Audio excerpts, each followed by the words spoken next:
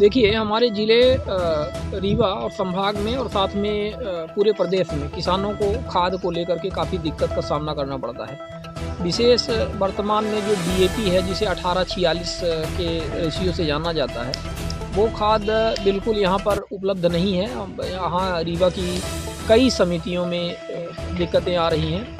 यहाँ जो रीवा के जो डिप्टी सीएम हैं, ये कह रहे हैं और साथ में जिला कलेक्टर वगैरह कहते हैं कि हमारे पास खाद की कोई कमी नहीं है, पर्याप्त रैक उपलब्ध है और पर्याप्त मात्रा में खाद है।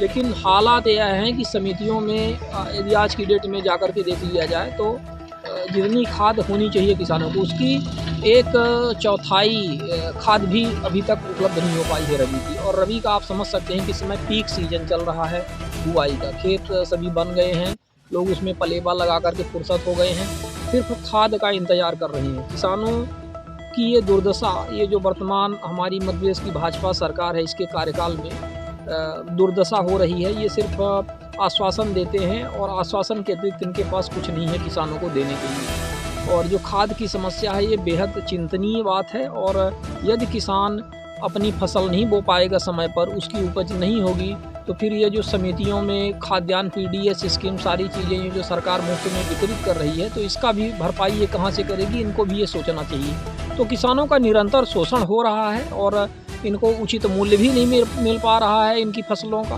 किसानों की फसलों का उचित मूल्य भी नहीं मिल पा रहा है, वो भी हम सब देख पा रहे हैं। मिनिमम सपोर्ट प्राइस का जो कॉन्सेप्ट है, वो सही तरीके से इम्प्लीमेंट नहीं हो पाया है। बस लॉलीपॉप दिखा करके 25-50 रुपये 2 साल 3 साल में ये बढ़ा देते हैं फसलों की कीमत।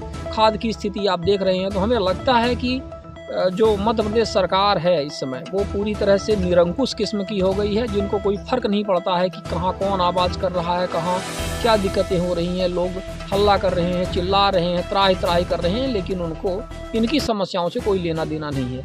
और यही हाल बदस्तूर पूरे देश में जारी है। तो हमें लगता है कि गरीबों की, किसानों की समस्याओं का समाधान इनको करना चाहिए तत्काल।